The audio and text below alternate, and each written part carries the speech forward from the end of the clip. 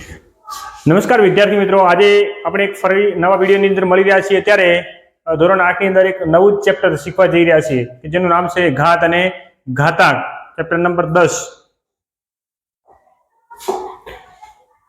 પ્રકરણ ઘાત અને ઘાતાંક। ઘાત કોને કેવી, ઘાતાંક કોને કેવી? તો ઘાત એટલે શું પેલા એ ખબર હોવી જોઈએ, અને ઘાતાંક એટલે શું, કારણ કે આ બંને ખબર હશે તો જ આપણે એને વધુ સારી રીતે શીખી શકીશું।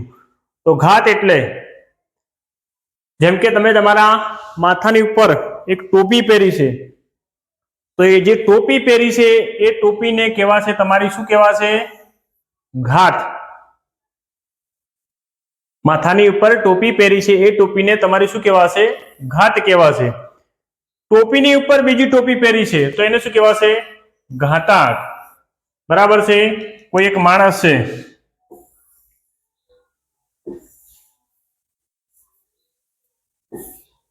આવો કોઈ એક માણસ છે, એને શું કર્યું છે? આવી એક સરસ મજાની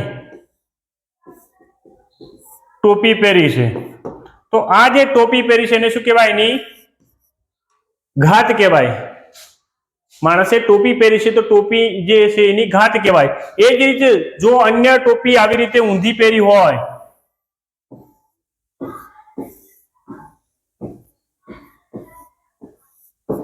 તો આ ટોપીની ઉપર ટોપી પડી એટલે શું કહેવાય? ઘાતાંક।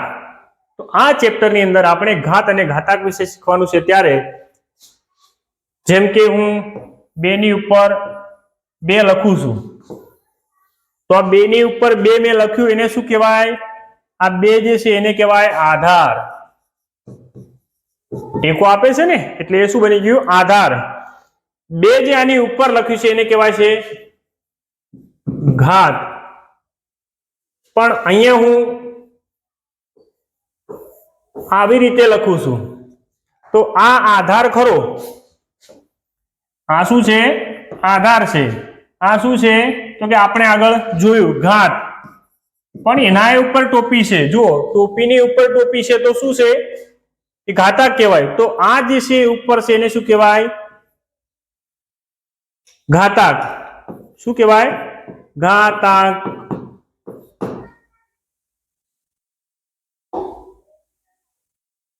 આને કહેવાય છે ઘાતાંક। તો આ આપણા પ્રકરણનું નામ જે છે એનું સમજ આપણે મેળવી। હવે આગળ જોઈએ કે ભાઈ કોઈ સંખ્યા હોય, જેમ કે કોઈ વસ્તુનું વજન છે,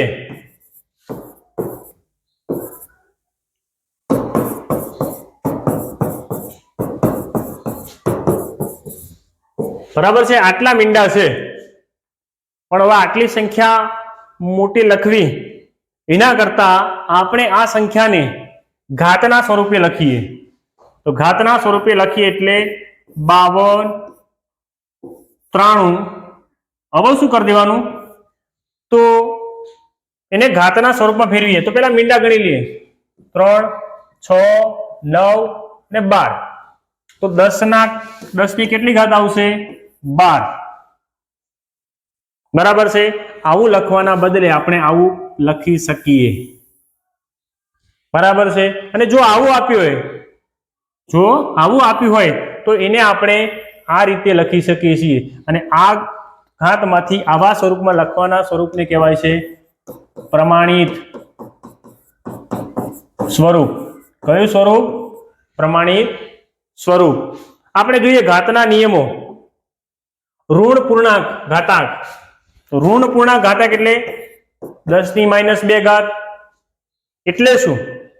તો કે ભાઈ આ જે ઋણ ઘાત છે એનો મતલબ છે આ 1/10 ની 2 ઘાત। શું કહેવાય છે? આ ઋણ જે ઘાત છે એ એવું કહે છે કે ભાઈ એ જે 10 ની ઘાત છે 1/10 ની 2 ઘાત આવું આપ્યું છે, તો પણ શું થશે? 1/10 ની 8 ઘાત। અને આનો અર્થ થાય છે કે 10 ગુણ્યા 10 2 વાર। કેટલી વાર? 2 વાર। એ જ રીતે અહીંયા પણ શું થશે? કે ભાઈ 10 ગુણ્યા 10 ગુણ્યા 10 ગુણ્યા 10 ગુણ્યા 10 ગુણ્યા 10 ગુણ્યા 10 કેટલી વાર? તો કે ભાઈ 8 વાર. 1 2 3 4 5 6 7 અને 8 8 વાર થશે. આવું લખવાના બદલે આપણે એને સીધા ઘાતના સ્વરૂપમાં લખીએ છીએ. બરાબર છે. હવે આપણે ઘાતના નિયમો જોઈએ. ઘાતના નિયમો જુઓ, અહીંયા પણ એ છે, અહીંયા પણ એ છે, અહીંયા m છે, અહીંયા n છે, અહીંયા m છે, અહીંયા n છે. બંનેના આધાર એક સરખા છે. બંનેના આધાર એક સરખા છે એટલે આપણે શું કર્યું છે કે ભાઈ આ જે છે આને હું ઉપર લઈ આવીશ ત્યારે શું થઈ જશે? બાદબાકી. અને આધાર તો એનો જ રહેશે, કારણ કે આ વખતે ને આ વખતે બંને વખતે સરખું જ છે. એટલે m ઓછા n આને ઉપર લઈ જઈએ તો બાદબાકી થઈ જાય છે. તો આ નિયમ નંબર 1. બરાબર છે. કેવી રીતે આપણે એને સમજવું હોય તો am an, તો અહીંયા આવું આપણી જોડે નિયમ હતો. તો શું કરીએ ભાઈ? બે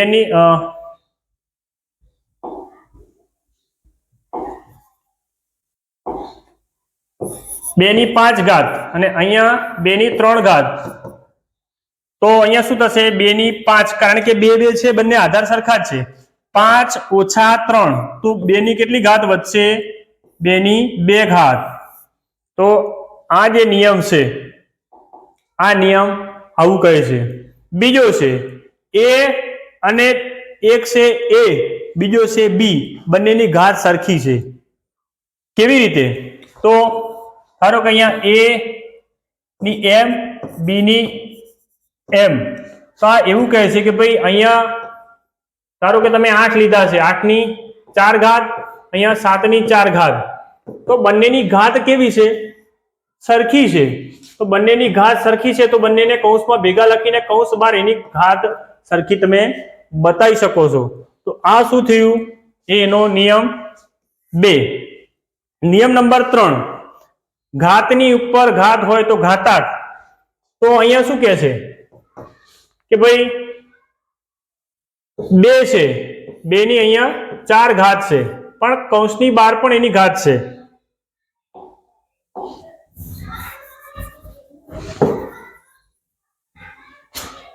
તો 2 ની ઉપર 4 ઘાત છે, કૌંસની બહાર 3 ઘાત છે. બરાબર છે. ઘાતની ઉપર ઘાત છે, પણ હવે આ બંને વચ્ચે સંબંધ શું છે? તો અહીંયા જે રીતે આપ્યું કે ભાઈ બંનેનો ગુણાકાર થાય છે. તો 2 ની 2 3, તો કેટલી થાય? 2 ની 4 તરી 12 ઘાત. તો આ નિયમ આવું કહે છે. નિયમ નંબર 4 જે છે શું કહે છે કે ભાઈ 5 ની 0 ઘાત બરાબર 1. તો કોઈ પણ સંખ્યાની 0 ઘાત હોય ત્યારે એનો જવાબ 1 હંમેશા આવે છે. નિયમ નંબર 5 છે, જો a છે b છે, ઘાત સરખી છે. અહીંયા 4 છે, અહીંયા 5 છે, અહીંયા 3 ઘાત છે, અહીંયા 3 ઘાત છે. જો બંને સંખ્યા અલગ અલગ છે પણ એની ઘાત સરખી છે તો શું કહે છે કે ભાઈ 4 ગુણ્યા 5 તમે બંને સંખ્યાને ભેગી લખી શકો છો, અને ઘાત જો સરખી હોય તો કૌંસની બહાર લખવી. તો આ જે હતા એ શું છે?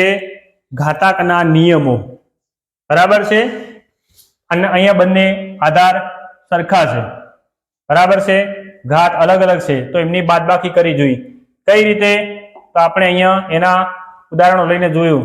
પછી બીજું છે કે a અને b એમ ઘાત બંને સરખી છે તો બંને ભેગી ઘાત લખી. કઈ લખી? તો અહીંયા જોઈ લો, ઘાત સરખી છે. એ જ રીતે આગળના નિયમ 3 આપણે જોયું કે ભાઈ ઘાતના ઉપર ઘાત છે તો ઘાતાંક કઈ રીતે લખાય? તો બંનેનો ગુણાકાર થાય. તો અહીંયા આપણે બંનેનો ગુણાકાર કરી જોયું. કોઈ પણ સંખ્યાની 0 ઘાત તો આપણે અહીંયા લખ્યું, કોઈ પણ સંખ્યા હોય તો એની 0 ઘાત હોય એટલે એ જવાબ 1 થઈ જાય.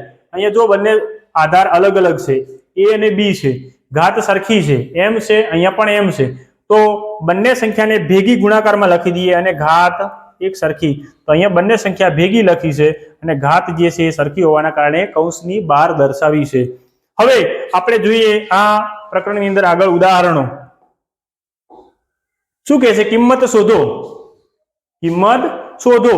તો અહીંયા કહેશે ભાઈ આની કિંમત શોધવાનું કહેશે જો માઇનસ ઘાત હોય તો શું કહેશે 1 ના છેદમાં જાય 1 ના છેદમાં 2 ની 3 ઘાત તો 3 ઘાત નો મતલબ 2 ગુણ્યા 2 ગુણ્યા 3 જો ઘનમૂળ આવડતું તો સીધી વાત છે ના આવડતું તો આપણે આવી રીતે પણ 2 દુ 4 4 દુ 8 જવાબ શું મળ્યો 8 મળ્યો એ જ રીતે અહીંયા જો અંશમાં છે તો છેદમાં જશે ને છેદમાં હોય તો અંશમાં આવી જશે તો પ્લસ હશે તો શું થશે 3 ની 2 ઘાત 3 ગુણ્યા 3 કેટલા થાય 9 ઉદાહરણ 1 અહીંયા પૂરું થાય છે ઉદાહરણ નંબર 2 સાદુરૂપ આપવાનું કહે છે ભાઈ તો સાદુરૂપ એટલે આપણે જે નિયમો આગળ જોયા -4 ની 5 ઘાત -4 ની -10 ઘાત જો બંને સરખા છે a ની m ઘાત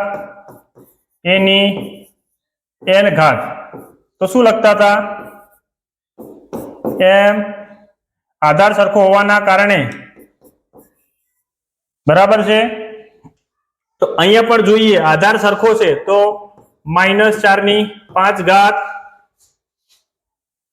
સરવાળો થાય પણ આ ઓછા છે એટલે શું કરીશું તો -4 ની -5 ઘાત તો શું કહે છે 1 ના છેદમાં -4 ની 5 ઘાત તો 4 ગુણ્યા -4 ગુણ્યા -4 ગુણ્યા -4 ગુણ્યા -4 ચોગુ ચોગુ 16 16 ચોક 64 64 ચોક તો ગુણાકાર કરતા જવાનું 64 ગુણ્યા 4 ચોગુ ચોગુ 16 256 256 ગુણ્યા 4 તો કેટલા આવે 6 ચોક 24 વિધિ 2 5 ચોક 20 ને 2 22 વિધિ 2 4 2 8 ને 2 10 1000 ને છેદમાં 1000 માઇનસ